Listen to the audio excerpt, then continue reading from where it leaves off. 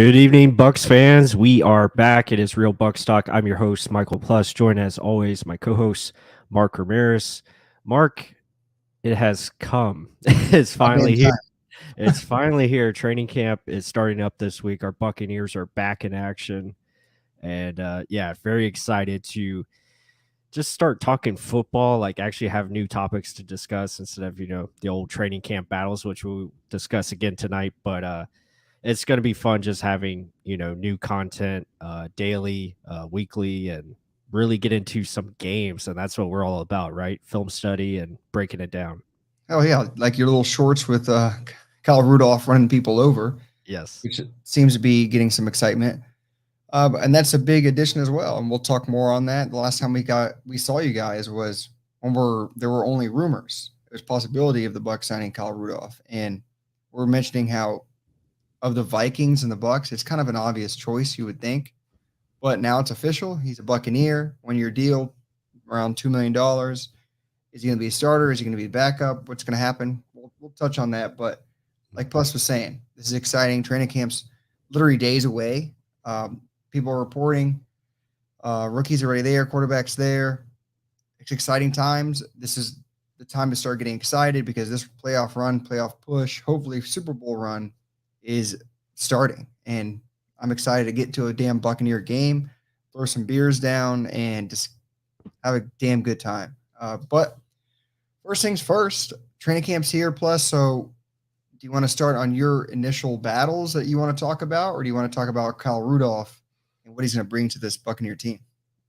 Yeah, I mean we can go into the battles. Obviously the first one that's probably on most people's mind is who's going to be the left guard.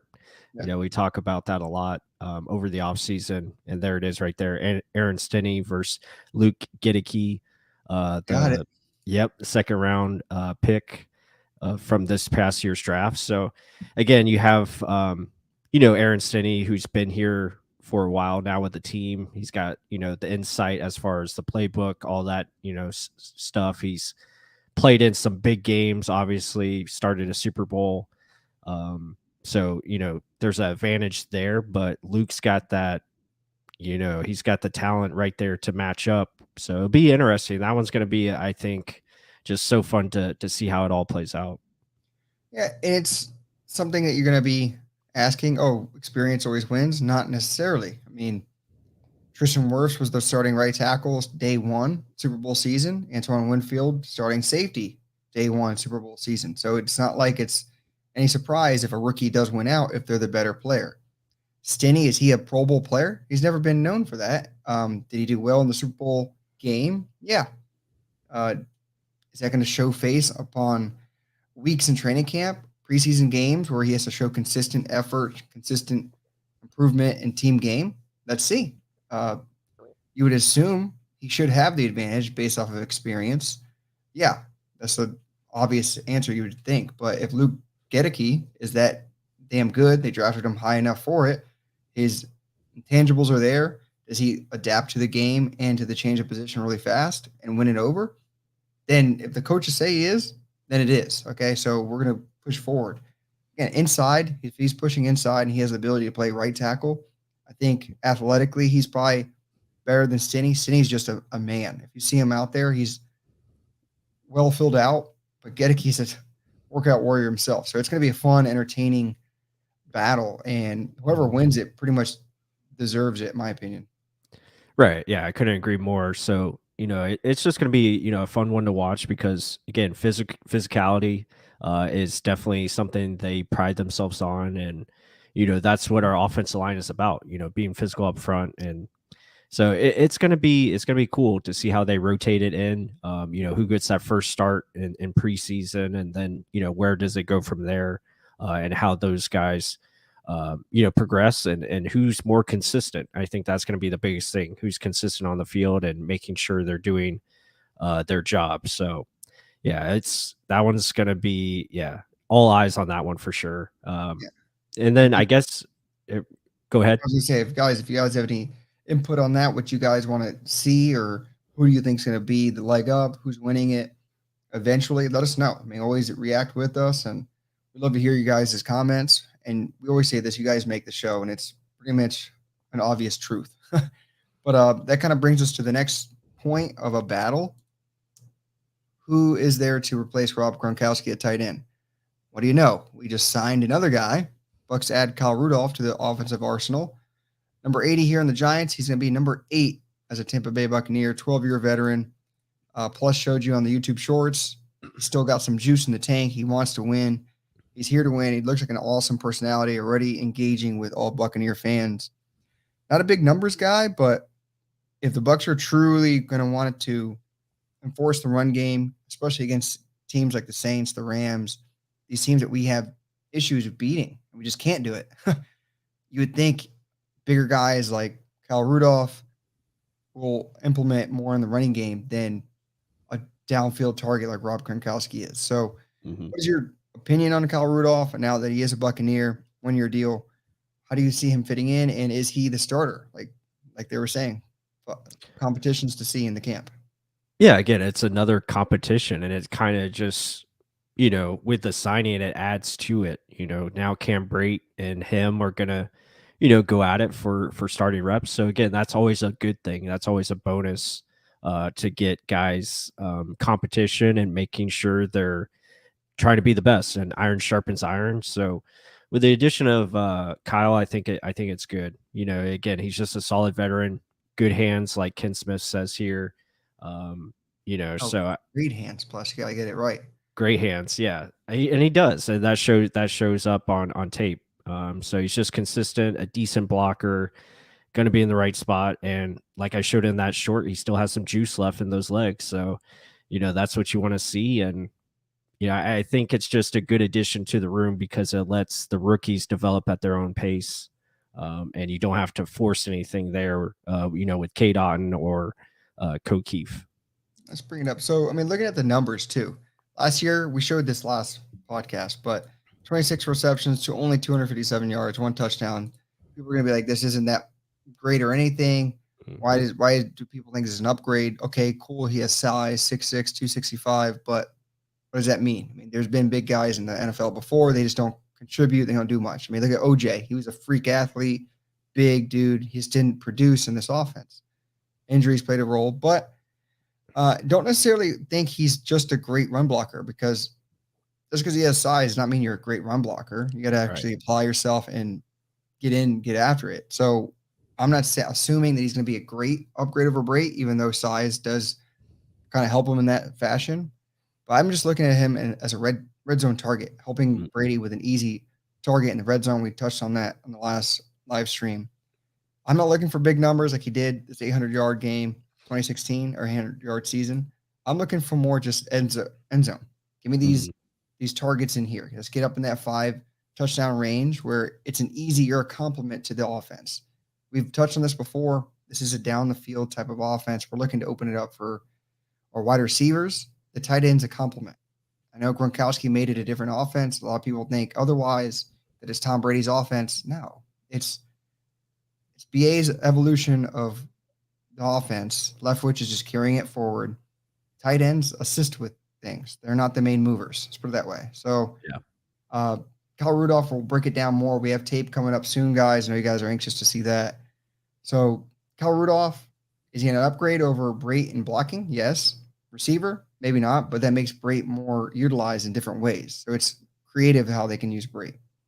Right. Yeah. And I think that's, all those are good points. And again, it's going to be, fun to see how those dynamics play out. And you look at that tweet right there. The quarterbacks that he played with, not great, Bob. Looking at it, it's not very good. And now he gets to play with the best quarterback ever, and Tom Brady. So it's going to be fun to see how, if that raises his game, which it probably will. Like you said, inside the red zone, inside 10 yards, I think Kyle's going to be a big addition to this team, where he can just be consistent, catching the ball underneath, be a factor in the screen game, getting out in those type of blocks where it's open space and helping out, getting defensive backs. So stuff like that, I think, is going to be a big benefit for the Bucs game and how they do things offensively. And yeah, it's going to be a fun tape study. We got that coming out this week for sure.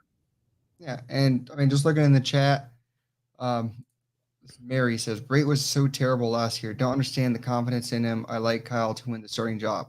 So, Cam Brait, he's had years of injuries, and then he's had years where he just had bad drops. And I've been hard on him too about these drops. I can see where people think he's terrible. I don't know about terrible. I mean, he's been Right. serviceable, and especially the Super Bowl season, like against the Washington football team, that Mhm. pretty much was the dominant force in that game. And that was Tom Brady just finding the open man. Cam Brate stepped up. I'll take that any day.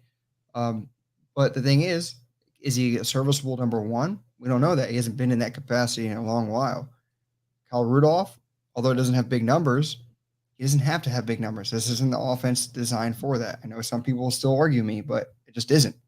And I think, honestly, because Kyle Rudolph can do both pass catch and run block better than Brate, let's just put it that way. Right. I think he has the upper hand on that. No, I think that's fair. And again, Cam is, he's been in a tough situation, obviously coming off of injuries from, his prime where he was getting these big numbers. Yeah, exactly. There you go. You don't need 1,000-yard guys at tight end unless you're Kyle Pitts, and no one's like Kyle Pitts. I mean, he's one of one, and you know, like you were saying with Cam, I think he's a guy that can still do a lot of things, catching the football and being utilized out of the backfield at times, Yeah. and utilized in the slot, and he's going to benefit now, I think, just from not being that inline tight end all the time. Like he'll be able to be split and do a lot of different things that help him. And also a rotation. I think the rotation of tight ends, wear and tear, that's going to be less, especially if these rookies can step up like they're expecting, especially with Kate Otten and see what he can do, to take the pressure off these other guys. And still, like people aren't really understanding how good Russell Gage can be in this offense. It's almost like an afterthought, maybe just because they haven't seen him on the field. They don't see it as a big signing. To me, that is a humongous signing. If you guys check out our film study of him, he can be used any which way you want to. If you're looking for Swiss Army knives, you got multiple in this offense. You got Russell Gage, you got Cam Brate that can be used in multiple different ways. And now you got Rashad White who can be used in multiple different ways. Yep. And that's another kind of spinoff. That's why I want to go on to the next competition. Running backs, backup running back. Who's it going to be? Is it Rashad White? Is it Giovanni Bernard, Keyshawn Vaughn? I mentioned him as a Swiss Army knife because he can run, he can catch. Hopefully, they can split him out wide, depending on how fast he picks up this offensive playbook. We had him in for an interview. Maybe I'm being a brown noser, but still, the guy has a hell of a good head on his shoulders. And if he can pick up the playbook behind Lenny Fournette, this big guy right here, behind Lenny Fournette, there isn't much strong competition. I know Keyshawn Vaughn had a couple good games, but it's not consistent. Giovanni Bernard, one trick pony kind of. That is an open competition. And where do you see it early on plus? Yeah, I think Rashad White has all the opportunity in the world to get it. I think he's going to get a lot of reps to win that job. I think, when you look at it, they definitely want him to take it if possible. You'd like to see Keyshawn Vaughn step up and maybe become, more consistent, like you talked about. Gio Bernard, I still think is going to be that veteran back that, could come in 2-minute drill, be that third down back if needed, to help Tom in the offense and still be kind of that matchup piece if they want to use him in that way. But I think Rashad has all the potential in the world to, to be that guy, to really spell Leonard in a way where we really haven't had someone like that kind of potential who could be a David Johnson-esque, that they're kind of looking for. And you get the feeling that Rashad White was definitely Bruce Arians had a say on it, if you get my drift. Because he makes a lot of sense. You look at the size comparison and just the hand catching ability. He's like David Johnson 2.0. I mean, that's what you kind of get from it. I mean, as a Buck fan, you hope for that. Right. I mean, it's easy to compare guys. It's another thing for them to actually turn into it. But from what we hear from him, I mean, the guy's literally nothing but motivated, dedicated, and seems like his head is down and literally in the Tampa atmosphere and hopefully playbook, we'll see that. We'll see that very early on. A lot bigger body than most people think he is. They think he's just like almost a pass catcher, like skinny guy. No, he actually is filled out. You see some of the pictures of him recently. He's a big, maybe because he's taller, but he's still filled out. And I'm anxious to see what comes of that. And like how Ken Smith said here, Tom thrives when he has a running back with good hands. Lenny Fournette had that, but he could do both, run it and catch it. Let's Mhm. see. Do you have a second guy where you can't take a step back? You can't think for a second because now both of them can catch, both of them can run me over. Let's see. And Lenny brings that run you over in the open field. Shaw White brings that make you miss, and holy hell, where'd you go? So hopefully that we can see more of that. More people talking in the chat. Let's see. Rashad has the patience to decide which cap to hit. Yes, there's one big difference between him and Lenny. Lenny, he stops in the gap sometimes. He just doesn't Mhm. hit it when he sees it. So that's one question mark we have on him. Still, if we're gonna want to run the ball more, your running backs have to be decisive in their decisions too. That's one thing Rojo was, and we lost that. So who's gonna fill that Rojo role? Mhm. Yeah. Yeah, and I was seeing, I think another one said in the chat that, he runs a little high, but I mean that's gonna be common because he's so tall. He's 6'2", so running high like that is gonna be kind of natural for him. Yeah, you would like to see him bend his legs a little bit more, get lower. And again, that's something that can be coached up. But again, it's his style of running. And if it works, right? So um, yeah, it's going to be interesting to see how that dynamic of his patience and that kind of Le'Veon Bell style of running, works, behind our offensive line and how they, run the system. Yeah, and this is something that I mean, it's not necessarily a competition. Maybe it's for punt return job. We can throw that in there. Hmm. You see, so Mari was asking about what we thought of Jalen Darden. Trying to find the Hmm. comment, but either way, Jalen Darden, his first year didn't look that great. Looked apprehensive at times. Looks slow to make decisions. Didn't want to take punt returns back. So right now, here it is. Hey, Mark, Michael, how do you feel about Jalen Darden?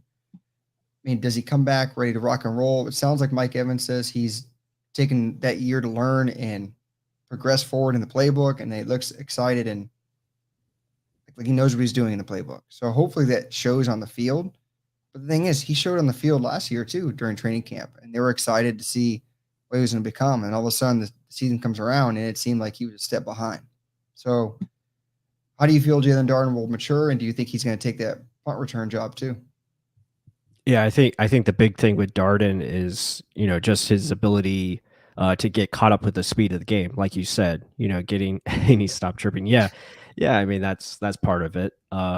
And I think he's trying to do things too fast, so slowing the game down and also getting adjusted to how fast people are coming after him. That's going to be his biggest adjustment. So I think just understanding his role, understanding his responsibilities and just continuing to get better and get stronger, faster, all those things is going to help him.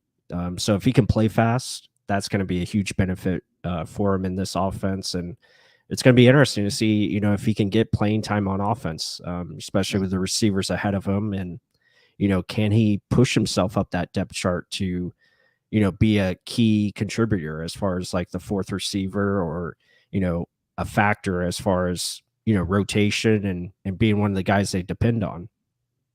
Yeah, I don't think we say this enough. This wide receiver room is loaded. Maybe we do, but that Yeah. And core I three is saw, it. Go ahead. no, I was just going to say, I saw earlier that, some feel it got worse. I think it was TB12 Goatman. I think, it's not everyone's understanding the significance of a Russell Gage. Russell Gage, I think, is going to be huge for this offense. And you look at Mike Evans, already a great player. Chris Godwin is going to be fine. I think he's going to be, okay. The guy works hard. He's going to come back stronger. Uh, and then you have others like Cyril Grayson who, stepped up. You still have Scotty Miller.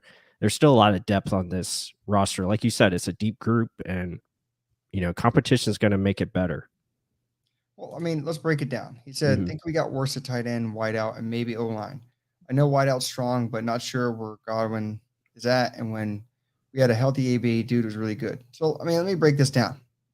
Obviously, tight end, you lose a Hall of Fame caliber player. Yeah, it Yeah. got worse. But the Yeah. thing is, Definitely hurts. like we mentioned over and over, time and time again, that's not our main focus on this offense. It just isn't.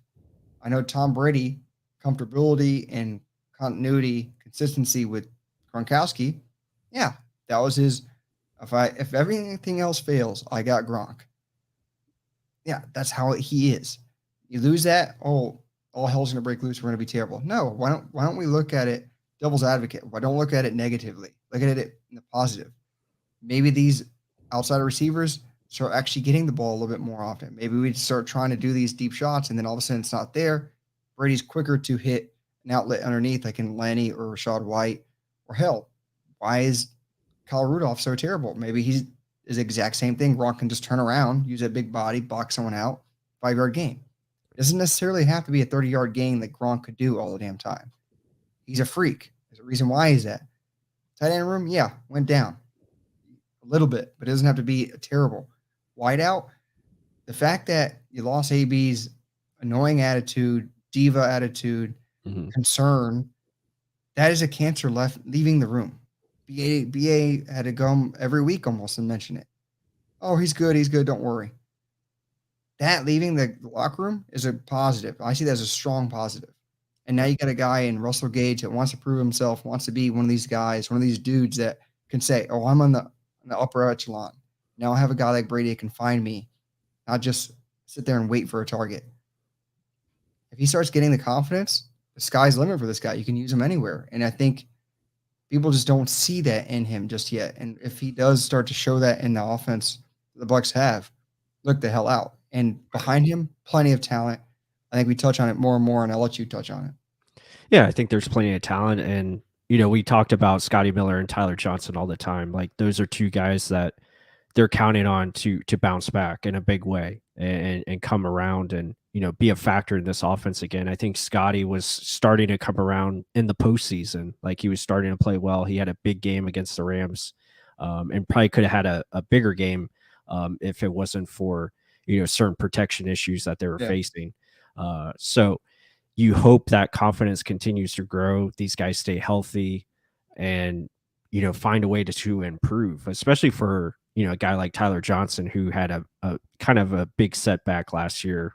There's a lot of expectations for him to take that next step. So there's a lot of guys in that room there that could be called upon. And I think the biggest thing, and a lot of people talk about this, getting that trust with Tom Brady and making sure that you are always in the right spot. Because if you're not, then most likely you're not going to be back in there. So that's going to be interesting to see and watch. And we talk about a guy like Devin Tompkins. Like, is there going to be a newcomer that comes out of the blue and takes one of these guys' jobs? Because really, we're probably only keeping 6 receivers. Maybe they go 7, but I mean, it's uphill climb, that's for sure.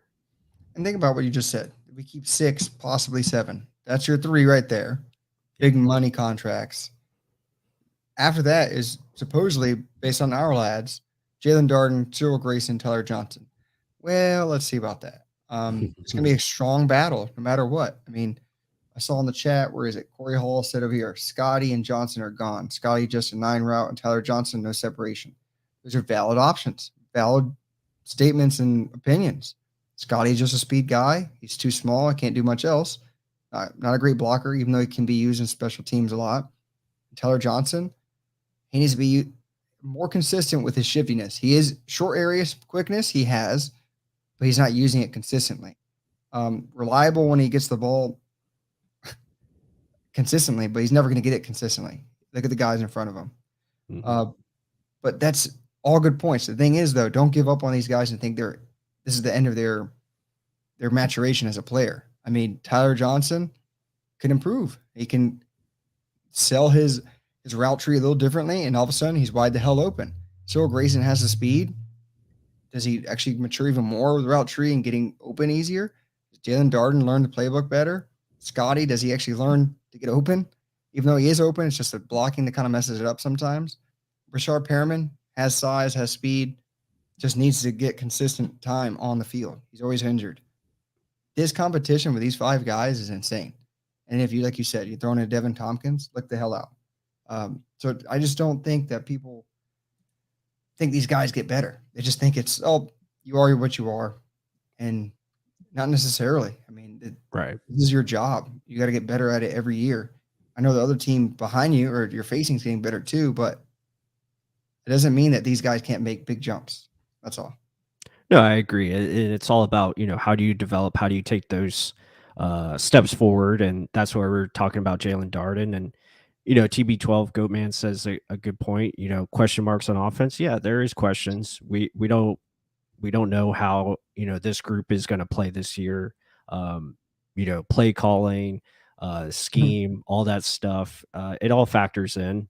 How does your offensive line mix with the new starter in there at left guard? Also, right guard is a new starter. Um, tight ends, and it's a new mix. It's a new mix. It's a different group. Obviously led by Tom Brady. That helps. Um, but most of these guys know the scheme. It's not a lot of new faces. So there should be some opportunity for some good continuity and an opportunity to start fast, you hope. But yeah, I mean, there's, like we talked about, the running back position, who's going to step up to take up, that second spot behind Leonard. And so, yeah, there's always going to be question marks. And you hope that with the roster accumulated, they do the best they can. Yeah. So, I mean, before we jump on to another subject, let's address the question a little bit more about what we thought about Jalen Darden. To me, it's just, does he improve on last year, and does he win this punt return job? You hope to God he does. Let's put it that Yeah, way. you gotta hope. Hopefully, some of the fear gets out of there. Maybe the jitters are out. Because if he doesn't, there isn't much behind him. I mean, Scotty's pretty much the one that's going to win it by default, I would assume. But what do you think of the punt return position? Because that isn't a way. That is a way to make the roster. Oh, absolutely. It's going to be critical. So yeah, you do hope he wins it. It's either going to be him, or you even look at like a Devin Tompkins. So that's why I'm saying, if one of those guys can steal it from a Jalen Darden, then Yeah. Darden is going to have a tough time, and it wouldn't be good because obviously we traded up for this kid in the 4th round. Again, still a 4th round pick, but you moved assets because you believed in him that much. So you got to think that the team is still very confident in him, and hopefully he can continue to get better and make it. Yeah. All right. So before we touch on this topic, which I want to talk on heavily, Krillin said it best. Don't forget to hit that like button. Help support the channel, guys. We love y'all. I mean, Bucs football is right here. It's about to start in days. Get the fever. I know that stupid commercial was on a couple of years ago. Get it. I don't care about it. It's going to be exciting. It's going to be a hell of a run. And I just love talking Buck football. I know you guys do too. Yeah, absolutely. And I just want to say thank you all for joining us tonight. Again, this is Real Bucks Talk live on Monday night here. I'm your host, Michael Plus, joined as always, Mark Ramirez. And again, appreciate all the comments and support you guys give us. And again, keep up the questions. We're going to try to get as too many as we can. But yeah, we're going to move on to this next topic, which I found. I want to bring one more thing on. Oh, okay, sure. You touched on it. I don't want to forget about it. The play calling is okay, guys. We talk about this during the season over and over and over again. Let's bring it up during the off season and bring it up now, right before camp starts. Play calling, does it change with just Byron Leftwich as at OC, Todd Bowles, your head coach, controlling the whole entire defense? There's supposedly no BA influence. There wasn't supposedly the last 2 years. Let's see. Or last 3 years. Mm-hmm. Let's see. Is it going to change at all? Is there going to be any compensations or changes or little additions? Every year it changes a little bit. But is there any glaring things where they do start attacking certain weaknesses obsessively, which they should? Or do they stick to the same old ball and chain of just throwing the ball deep? Yeah. Do they insist on running the ball, like Cam Brake kind of said and touched on, and something that we'll get into about Saints players saying that the Saints are meant to beat the Bucs? I mean, is there changes in this offensive play call? And that's something I'm looking forward to, especially week one. Yeah, I hope. I hope we see, more play action because in 2020 it seemed like, that was getting a lot of run and it was working obviously. Last year it wasn't happening as much. Again, they started putting it in. They were doing a little bit more, shotgun with empty sets and five wide receivers, a little play action out of, you know, shotgun with the halfback in the backfield, but I would just hopefully we get a little bit more play action and yeah, I mean Krillin says it. Yeah, I think that's the dynamic they want to go to. You just look at the additions, everything points to running the football more. You added a running back, you added big offensive linemen that know how to run block and Yeah. can do it well. You've added tight ends that first thing first is run blocking. With Keefe and K. Dot and Kyle Rudolph is a decent blocker. So Russell Gage can block as well on the Yeah. edge. So those things Willing all blocker. William blocker. Yeah, he's no Mike Evans, but he's a willing blocker. It just points to more balance as far as running the football and utilizing the play action. And you hope, based on what you just said, the players they drafted, the players they brought in. I mean, we didn't even touch on Shaq Mason. Hell of a run blocker, possibly one of the best run blocking guards in the league. And you bring him in. You got Luke Gedeke, who a mauler in the running game. It looks like we're a team designed to run the ball until you look at our outside weapons. You're like, holy shit, what are they going to do? If you Yeah. can be multidimensional and not be relied on just to throw the ball, like Todd Bowles said, let's stop relying on number 12 to be the hero. We run the ball more. You take it out of his hands. You're relying on the team, not just one damn player to be a hero. Yep. Let's see. Does that voice carry over onto the season, or is it just a show during the offseason? Mm-hmm. Something big that I wanted to touch on before we kind of did it. So, did you want to talk about the Saints? Yeah, let's talk Yeah. about it. Malcolm Jenkins was on the Rich Eisen show, and he talked about how they brought up the Saints and the Bucs matchup and how they've pretty much had their way with Tom Brady and the Buccaneers offense, and he brings up good points. So it was really interesting. It's not much to do with Tom, actually. It's the Saints defense, especially the secondary, was built to beat Tampa Bay. And so that rivalry and that kind of, competition was there before Tom got there. And so when you look at, okay, those few years you had myself matched up with Gronk. That was a good matchup. Huh. You have Lattimore on Mike Evans. It's a great matchup. Mm-hmm. CJ Garner-Johnson's in the slot was on AB or Godwin. That's a great matchup. On the other side was Adebo or Janoris Jenkins, who can match up with any third receiver. And so there's not like Tom Brady's whole game is take advantage of matchup issues. There are none when the Saints played the Tampa Bay Buccaneers. All right. So based on those opinions, there are none when you face the Saints. Yeah. I think it's more schematically what they're thinking. Mhm. He's thinking it's one-on-one options. I think that to his credit, okay, yeah, the Saints are built to beat the Bucs because I think the Bucs literally are just point blank. This is why I mentioned the play calling prior to addressing this question. I think they blindly just say, just run it deep, run 9 routes all over, 4 verticals. Let's see it spread open the field. And you're running into what the Saints want you to do. And we don't change until it's too late to run the ball anymore. And okay, Brady, it's on you again. The hero ball we're just talking about.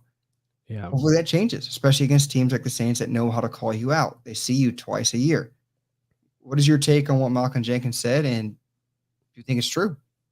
I think it's good points because Tom does like to find the matchup.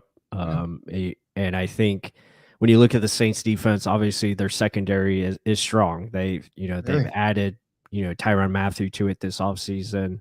And they have a good mix of corners and and their linebackers are underrated too with Demario Davis and his ability to take away the middle of the field. So and then their pass rushers with Cam Jordan and their ability just to push the pocket, it gives trouble to Tom. And like you said, I think our scheme and how we call it, and I think And I've heard it from a couple of Bucs players. I think Donovan Smith talked about it, how they go into the game and they focus a little bit too much on what the Saints are doing instead of just focusing on their job of what needs to take place, and be consistent with that. And sometimes they get a little bit just overhyped. I guess that would be the word, overhyped for that matchup, instead of just focusing on what their assignment is and executing that. At least that's what I've heard from Donovan. And then Cam talking about running the football more. That's got to be an emphasis, because you have to find ways to get balance against the Saints defense and take them out of their game as far as blitzing and matching up with coverages, cover three, man coverages across the board. So you have to do different things in that nature, and it just has to be a little bit more consistent, more balanced. Yeah, and to me, I don't think it is at all what you said with Donovan Smith. They just get too caught up in the game. No, I mean, you won the Super Bowl against Patrick Mahomes. You shut everything the hell down. Offensively, you made no mistakes. You kind of just lulled people to sleep because it got boring because the Bucs were just dominating. Every possession it was removing the ball, they couldn't do jack shit. It was just a simple offense run here and there, here and there. It's when they start to get too pretty, start to get too, I want to cut your throat with a deep pass. No. Why? Yes, no risk it, no biscuit, but at certain points, it's not every damn play. And that's something where hopefully this running game does come to something, because if you can tire them out with a running game, your no risk it, no biscuit is going to happen. You got to be able to run out of these passing formations that we touch on all the time, because you can. If you're four wide out set, the middle of the field's wide the hell open. No linebacker can. There's going to be probably one linebacker out there, maybe two. They're covering all these receivers. I mean, it's simple concepts that you have the personnel to run when everyone's healthy. Yes, when your whole right side of your line's hurt, it's a different story against the Rams. That's what I'm mentioning. But I'm hoping this running game starts to come alive a little bit more. I know it's not our offensive design, but I'm talking more in key moments, in key times. It doesn't have to be we run the ball 40 times like the Baltimore Ravens. I'm wanting just a little bit more. I don't want to see 50 throws by Brady and 10 rushes, or 6, dare I say it, 6 rushes in a game. It's ridiculous. Yeah, they have to find a way to get 20, at least 20 rushing attempts per game. You'd like to see that number at 30 per game. That'd be perfect. But again, it's just based on the game, and sometimes the game just flows differently. It has to be called a certain way because of the way it's going or the way you're executing. That's going to happen time to time. But yeah, obviously they would like to run the football more, and hopefully that comes to fruition. But I mean, you just looking at the chat in here, why do we not run more pick plays or rub concepts against man? Yeah, it's a good question. I think they've tried some of it at times. They did some of it last year against the Saints, actually, and home. But Chris Godwin went down with the injury, and that kind of took them out of their game plan. But they did do some that were successful. So hopefully that continues to come forward. But yeah, I mean, the matchup is tough for them. The Saints just have those players like Malcolm Jenkins talk about, but I think it just goes back to what Todd Bowles says. Guys need to do their jobs and not lean on Tom Brady to save them. I think that's going to be the biggest thing. And I think that's kind of what Donovan Smith was saying, more in that nature, not so much of like they're afraid to play the Saints, or they're not, too hyped or whatever. I think it's just more of an executions thing where offense, defense, and special teams need to focus on what their job is and get it done. Yeah, and that's the thing. If you get one-dimensional, teams can just literally send blitzes at you left and right. Right. You're going to get Brady on the ground with that, and then you just totally abandon the running game with it that way. I mean, we argue this all the time during the season because it hurts to see. Because against poor teams, subpar teams, we dominate, yeah. And then a good team exploits your weakness. You got to improve on that. The Super Bowl run, they did. That defense fixed their little holes that were in the actual game. The offense seems to just carry over the same crap every year. Even though it puts up big ass numbers, you can't complain about the numbers they put up. It's just when a really damn good team comes up to us and they call us on our own plays, our own bullshit, we don't change it all. We stick to the same stuff, thinking it's going to continue. I want to see some adaptation. I want to see a little bit of changes. You don't have to change the whole scheme. I'm talking here and there when you see guys lining up a certain formation where they're calling out their own defense because they know you're going to try something, change it up a little bit. And that's the modification, not anything severely changing to this offense. No, I agree. And it's, they did it last year with minor tweaks to, to the scheme. Emotional damage. Yeah. Yeah, it very well could be. But yeah, I think, there's going to be minor tweaks, and you have to do that with the different personnel, right, that you have in. So, yeah, that's going to be fun to see. And I just hope, they continue to find ways to and implement the play action game and also the run game as well. Let me say this. TB Goatman says, I think it's going to be harder to run the ball without Gronk. Really hope the Ricky can block. The fact that you're saying you're relying on Gronk to be the running game is a sad thing. Your offensive line should be doing the tight end seals the end, yes. But it doesn't necessarily mean he's the one that's created the run.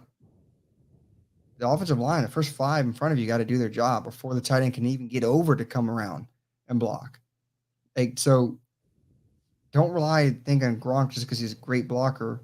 He was the running game. No, there were holes in the running game. We didn't apply ourselves in the running game as often. That needs to be fixed. Kate Otten, more than willing blocker. O'Keefe, a hell of a damn good blocker. Kyle Rudolph, a good enough blocker. Let's see. Cameron Brate, he's smaller, but in times when he was younger, he could block. It just wasn't good. But let's see. I'm not depending on my tight end to be the main man in blocking scheme. Offensive line, do your job. I mean, you got the personnel to do it. There's so many ways this offense can attack. It's more head scratching and beating your head against the table because there's so many capabilities, and it's just like sometimes they shoot themselves in the foot. No, I couldn't agree more. And yeah, that's the one big thing you hope doesn't pop up too many times this year, where they're just a little bit more consistent. And they should be, right? Because most of these guys, they know the scheme now. Like, they have the continuity. Tom and Mike is going to be fun to watch. They should be on the same page and just doing damage all across the board. So, stuff like that. And, Leonard Fournette being comfortable in the offense, and, with the offensive line and the upgrades I see in the run game and run blocking, and, Shaq Mason, I think, is a huge deal. Getting him and allowing his ability to come around on, pulling blocking. I think that's going to be very fun to watch. So yeah, I can't express enough. I think the offense is in a good place. Now it's just about finding that consistency and finding the execution along with the right play calling to, exploit those matchups that will be there week in and week out. Yeah. Before we keep going on with the breakdowns and what to look for, let's actually talk about an event that is coming up and one of the sponsors of the show. Let's break them down. So you got Gulf Coast Premier Fitness Expo. So what is this? It's an event coming up August 27th, 28th. We will likely be there.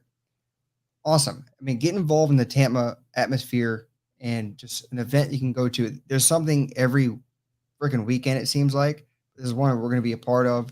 What exactly are they? Let's break it down. Let me bring it up to the stream. Here it is. The Tampa Bay Games experience. It's a CrossFit game. We like watching football. I just like watching athletes in general. You're going to see some maulers out there. Some crazy, crazy stuff that's going on. Heavy lifting guys, girls, they're all invited. And how do you get involved in this? Just get the tickets over here.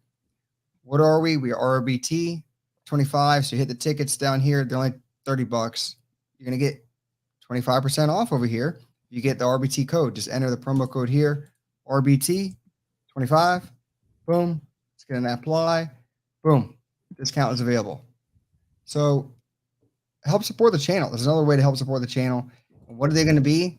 Adult beverages, foods, drinks, kids. If you got kids, get the kid zone going, live sports, special appearances by different athletes.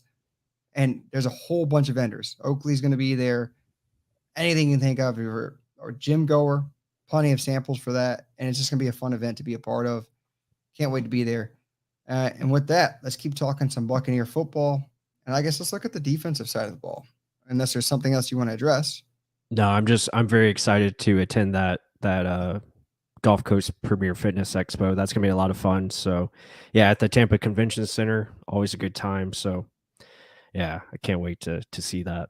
Hail to the yeah. And with our faces, let's go over some defensive, I guess, big position key battles. And if I can find there it is. Mike Edwards, Keanu Neal, or Logan Ryan. So of the three, we already know Winfield is locked in as a starter. Jordan Whitehead leaves to the New York Jets. Bucs seem not to want to bring him back because I would assume making Mike Edwards your, I guess, step-in starter because of the playmaking ability. But you have two extreme veterans behind him, Keanu Neal and Logan Ryan. So you think Mike ends up winning that head nod and then Keanu Neal and Logan Ryan spell him? Or do you think veteran mentality kind of steps in?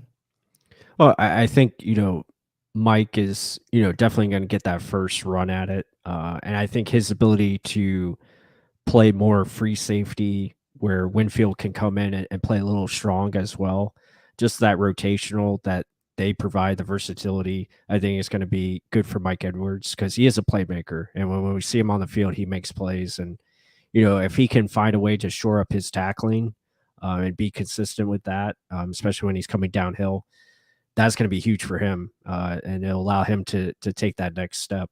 Keanu Neal and Logan Ryan, I think them just being here is going to be so good for the defense, just because of their communication skills, their tackling ability is so consistent, and then just what they're going to be providing, to that group as leaders, I think is going to be good.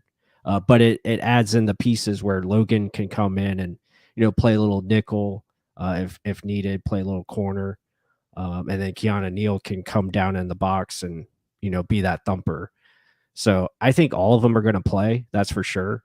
But it's just good to have that versatility and depth because these guys do get hurt, and just to have that depth back there, I think is going to be important. Yeah, it's a difficult kind of one to say who's going to win the starting nod. I think it just Mike Edwards, based off being here, will win it, and they want to see if they're going to sign this guy back eventually. If he loses it, he ain't getting signed back. This is his last year under his contract. He's going to want to perform at the highest level. That's his spot. I mean, it's his to lose, to be honest. I mean, Winfield's already locked it down based off of production, based off of just almost becoming a leader in that secondary right now. Edwards has to be that ball hawk that he's capable of being. I know he didn't show well in the slot at times, especially in that Jets game. Does he improve on that? Either way, Logan Ryan, like you mentioned, pretty damn good slot player, but can play anywhere. Just very smart overall player. Keanu Neal could play that Jordan Whitehead mold. I think it's just more interchangeable. I don't think necessarily it matters who starts. Mm-hmm. It's interchangeable with the quarterbacks are playing, the offenses that they're going against. Is there more running game that they have to defend against where Keanu Neal's out there more? Mike Edwards is kind of sprinkled in at times. Let's see, because he's the thumper. He's the one that's going to stop the run a lot better than anyone else that's in this four. I think it's all game management, like game by game, who's going to be the better option at that position. Not necessarily saying he's not going to start. I just think the playing time will be more 50-50 instead of Mike Edwards dominating the reps. No, I'm right there with you. I think when you look at it, Todd Bowles likes to feature his safeties. Yeah. He's a former safety himself, or he played defensive back, and he likes to mix it up and use those guys in a different way. So yeah, all of them are going to see the field, and it's just going to be a fun dynamic because I think Logan is definitely going to help these younger safeties and Antoine and Mike how to communicate out there and making sure guys are lined up properly. I think that's going to be the next step in maturation. So these guys are, doing what they're supposed to do, and the corners, don't get beat on a 3rd and 20. to Cooper Cup because they thought, one guy has the deep half and they don't. So stuff like that has to be better. And I think you're going to see that with the veterans that they added. Yeah, and communication too. That's the big one. Like, if there's a communication breakdown, there will be open gaps in the zones or in just the defense in general. Yeah. Logan Ryan, phenomenal communicator. I think you've heard that from anyone and everyone, not just other teams, but even his own teammates in the short time he's been here. Keanu Neal, another veteran savvy type of guy, has played underneath as a linebacker, has played deep safety, just strong safety, played everywhere. Antoine Winfield is already known for that too. So I think this is just a good blend of safeties, and the communication aspect is something fans need to be really excited about because the safety kind of relays a lot of it to everyone else. Where is this? I messed it up. Here we go. There's a question I wanted to get to because this is always my concern. Mm-hmm. And it was earlier in the chat. How's Logan Hall feeling to y'all? Do y'all think the Bucs are going to sign an outside linebacker? If so, who? So he's just touching on how's a rookie looking and do we need another edge rusher? That's pretty much how I'm reading it. Yeah, I mean, and this has been, the talk all off season across, podcasts, our podcasts, other podcasts, are the Bucs going to, sign another outside pass rusher? Again, it's wait and see. I think there could always come a time and place where they look at the group they have now and maybe they do need to add, another pass rusher, before the season starts. As far as Logan Hall, I think he's going to be just fine because the addition of Akeem Hicks, and I think this was a question brought up by Corey Hall earlier, who plays the 3-tech more when it comes, I guess, to rushing the passer and Logan Hall or Akeem Hicks. I think you're going to see Hall in there quite a bit. And maybe Hall and Hicks will be on the field at the same time as well. So, stuff like that, I think is going to be a lot of fun. And I think the pressure, they taken the pressure away from Logan to be great right away or good right away. I think that's a very good thing for him just to really grow into his role and just come on as he gets comfortable. So I think that's going to be very important. And, the group inside, I'm very confident with. And when you look at the outside rushers, I talk about this all the time. Shaq Barrett, JTS, they got to be stars, man. They got to step up and they got to produce. And yeah, it does suck if one of them goes down. Yes.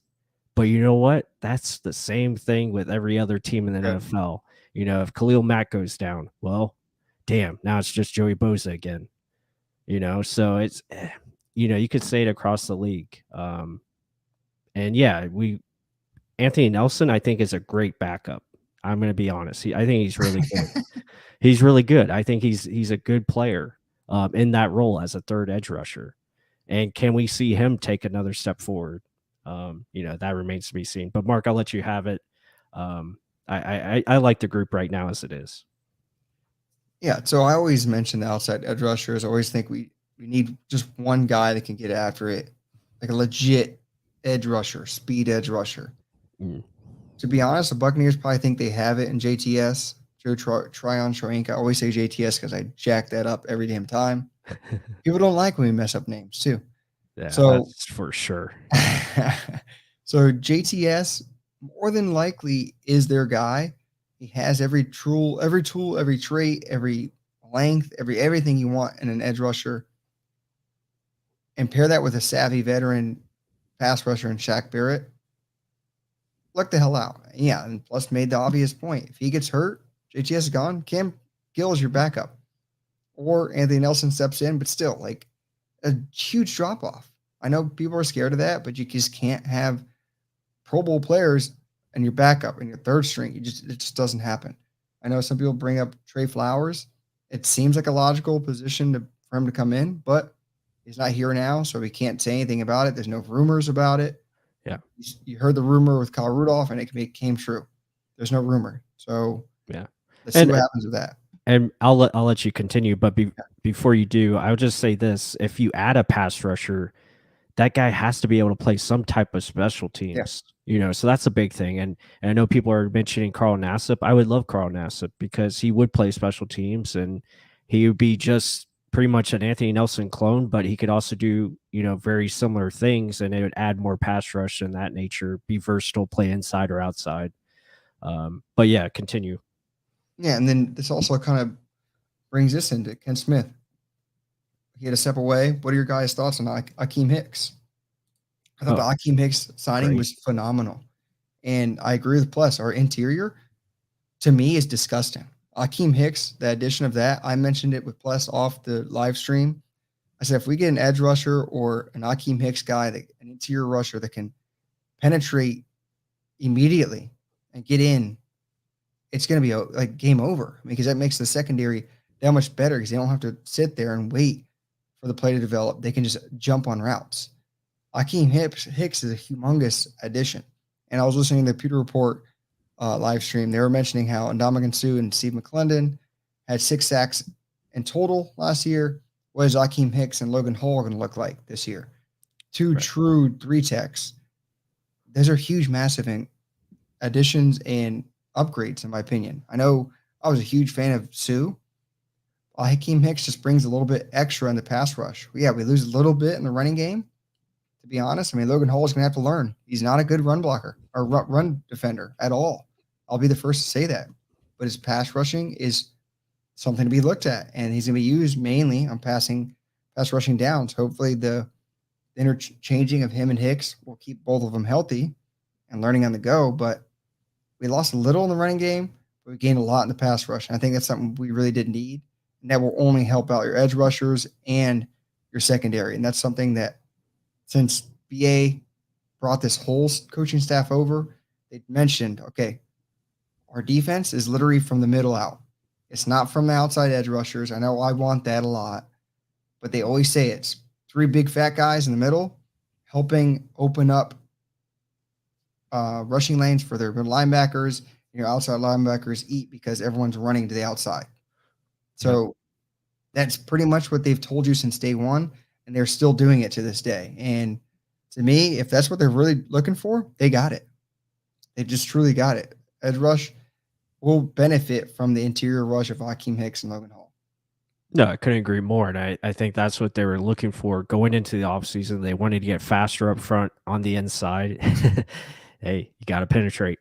But yeah, definitely. And you have to be quick up front, and you have to be, fast from the inside. And what does quarterbacks hate the most? Interior pressure. Yeah. They hate that quick pressure up the middle, and that's what the Bucs were lacking over last year, and now they got it in waves. And I think that's something that they want, and just got to hope that those guys can stay healthy up front. You have a good rotation behind them, and just let it come in waves and get after it.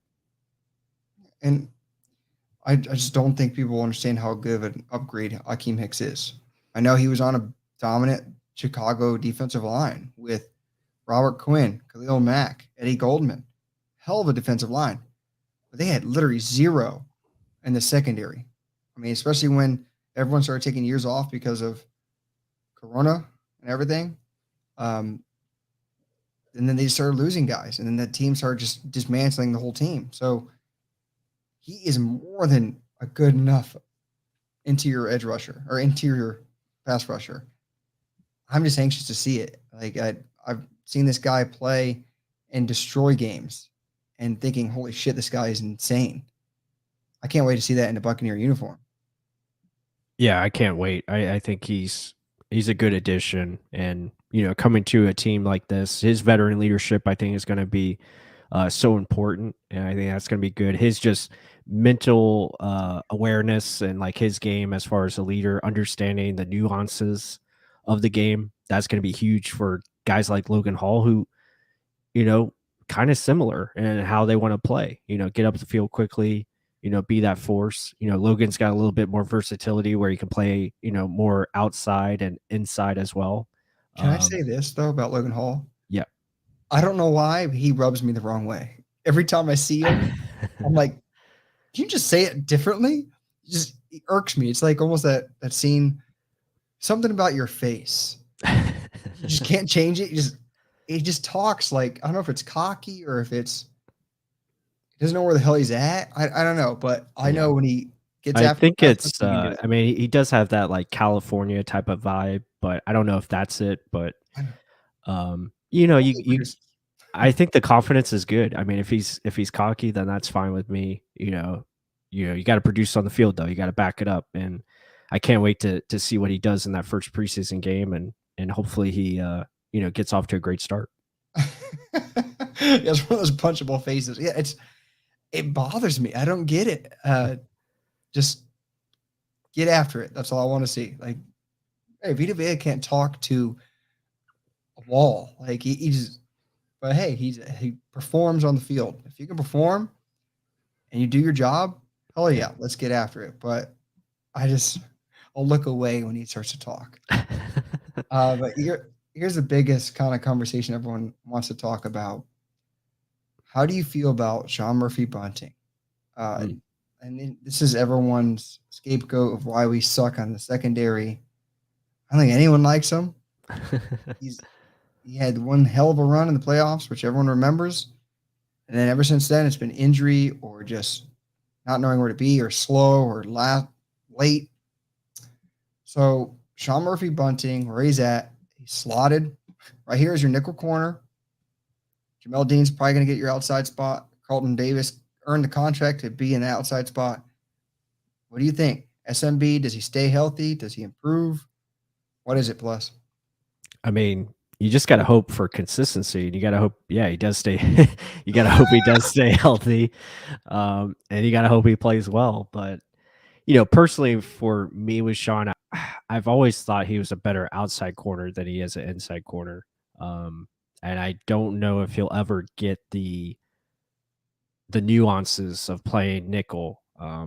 I hope he does. I hope they just leave him there and he can finally like study that position and really get comfortable with it. But I just don't really see him as a nickel corner. And again, I think he fits the bill of playing zone, which is great for him because we do play a lot of zone. I don't know. It's going to be interesting. I think, and that's another reason why Logan Ryan, I think, was brought in because they want to put Logan in that nickel spot, and that will be a competition to see if he takes that job away. But I'm pulling for Sean. I like him as a person, and I just hope he gets better, gets consistent, and balls out. I'll say this: he has a lot of moments where he shows promise, like especially in zone, like you mentioned. Yeah, he can jump a route and force a quarterback to go the other way. That's all you need. And hopefully with our interior rush we just mentioned and touched on, we can get after it and get the quarterback. SMB, it's just at times I think he presses his own self too much. Yeah. Just play your assigned defense, and they asked him to do too much early too. Like they made him start at the line, then fly all the way back to play deep center. What the hell are you making him do? Like this guy was still young, and then he gets these injuries on top of it. Hopefully his mental game is strong where he can kind of prevail against all this. Plus, downers, our secondary sucks. It's SMB is probably on the way out. Yeah. Hopefully he can like step up and show it. No, I am still a talented guy. I time well. I have length. I know this defense in and out because I've been in it now, 4 years? I know what I'm supposed to do. Let's see. And with an improved pass rush, like we touched on, will only help out that secondary. And a guy like him that can jump routes quickly, I want to see him jamming at the line more. He did that the whole playoff run. He looked phenomenal. Right. I hope to see it again. Yeah, I couldn't agree more. I hope he finds a way to, stay on the field. That's going to be the biggest thing, and just find consistency. And I hope they allow him just to keep it simple, and focus on one thing, like you said. But it's an interesting group. I think the potential for the secondary is so high, especially if Carlton Davis and Jamel Dean can just be catching the football, catch the football when they have opportunities because they get their hands on the ball a lot. Just got to come down with it. And I think that's going to be a big emphasis. I know Todd Bowles talks about creating those turnovers, and that's something that needs to happen more throughout the year. Easier said than done. I know they practice with a jugs machine all the time. Right. Got to do it. Yeah. Especially when it's just gifted to you. Jamel Dean's had so many, especially against the damn Rams. Yeah. It's like Yes. he sees it, gets so excited, and then the ball just falls right through. How the hell does a ball get tipped in the air and it's floating and it's just like a gift sent from God just to fall into your lap and it just goes right through your damn arms? That makes no damn sense to me. And Jamal Dean, hell of a cover corner, stays deep speed, aggressive, lengthy, has all the traits, but God, if you can improve on that, you got a pretty damn good outside corner combination. Like Colton Davis, again, he catches some of them. No one tests them that often anymore. If they start having to, because Jamel Dean does something with a ball, look the hell out. It's a lot of woulda, coulda, shouldas. Will they improve? I know we're talking them up about as if they did improve, but let's see. I mean, time will tell, and there's good makings on there. Is the potential very high? Yes, the defense was really good. We'd even mention Levante David or Devin White, like how good they can be. So very much, I like this defense. I like the offense. Can they get out of their own way, and can they make a play when the play is easily gifted to them? Yeah. Yeah. I mean, we talked about it a lot tonight. You know, I think the overall theme is, you know, who can be consistent. Time will tell. Definitely will. And a lot of these guys, that's, you know, they got to step up. They got to be consistent in their play, understand the playbook, and, you know, be out there and make the plays that are there to be made. But I like you said, I mean, I'm confident with this roster. I think it's a great roster we put together. It's been a good offseason for the Buccaneers. No nonsense, really, you know, off the field that I can think of. And, you know, guys no nonsense, got cut immediately the next day. Yeah, exactly. So guys are focused. I think guys are ready, chip on their shoulder, unfinished business, I think, like Tom Brady said. So yeah, it's a lot of fun. I mean, training camp overall theme has been absolutely, especially from the inside. That's how we have to do it. So yeah, it's gonna be fun. I can't wait. One more point before we get out of here. So I agree with the hot take. Ken Smith said Devin White is going to take over this year. I have a good feeling. Defensive player of the year. And then immediately after, Mary says, I was so confused on why Devin White regressed last year. So you have someone saying he's going to take over, then someone saying, why the hell did he regress? Plus, can you, in your best way, describe what happened last year and why Ken Smith could be potentially right that he has Defensive Player of the Year potential? Yeah, absolutely. He could definitely be right. I think, you know, the key for Devin is just doing his assignment, you know, not trying to do too much, not trying to play that superhero type of style. And I think just taking advantage of the opportunities that are in front of him, because he has a lot of opportunities to make a lot of plays, and times he runs past the play and other times he just doesn't make the play. So I think his ability to just focus and hone in on what he needs to do within the scheme and stay to it, those plays are going to naturally come to him because he's so gifted, he's so athletic, and he finds a way to get to the ball first, right? Because he's so fast. So I think he just has to be smart about how he goes about it, and if he does that, he's going to have a very successful year. Yeah, and again, with better players around him, with people staying healthy around him. Last year, he had to do way too much. They asked him to do way too much. He made sure to mention that in press conferences because they were asking him to backpedal a lot more than they did the year before, where he put up monster numbers. If the secondary stays healthy, knock on wood, guys. I mean, I'm literally doing it right now. He can perform, be like a Defensive Player of the Year caliber player. If not, they're going to make their best athlete that's in the middle of the damn offense help in every which way he can. You can't put up numbers if you're helping other people.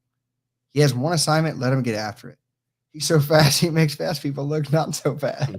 I mean, it's true. He's a freaking freak. He's just a ridiculous type of player that you make in a game. No one that stocky and big should move that fast. It's just not possible. But is in a Buccaneer uniform, number 45. And before we run away, I know he asked this twice in here. And it's NFC South related. Harry was asking about Marcus Williams and Malcolm Jenkins gone with the Saints. Do you think that weakens them so we can attack that secondary? But look at the 2 additions they put in. Yeah. I mean, it's still a good defense. Obviously they hope, Marcus May can stay healthy. But Tyrann Mathieu is a really good safety. So yeah, I don't think it's much of I don't think it'll be any weakness really. I think it's more of a push. I think those guys stepping in are in that kind of same caliber. But obviously it's new guys learning new schemes. So maybe there is an adjustment period there, but still a very talented secondary. Yeah, there's still going to be a very good defense for sure. Yeah, someone to top 5 in the group chat. Hey, it very well could be. I mean, very sound defense, a lot of returning guys, and like we were mentioning of our guys can improve. If they improve and help out that secondary because their pass rush is getting after it, it's scary. But either way, like you said earlier, we have to execute. We have to do what we do best and get them playing checkers while we're playing chess. You can't keep them thinking, this set up. I already know what the hell's going to happen. You got to be different. You got to make things a little bit more edgy. Can't be the same shit every damn time.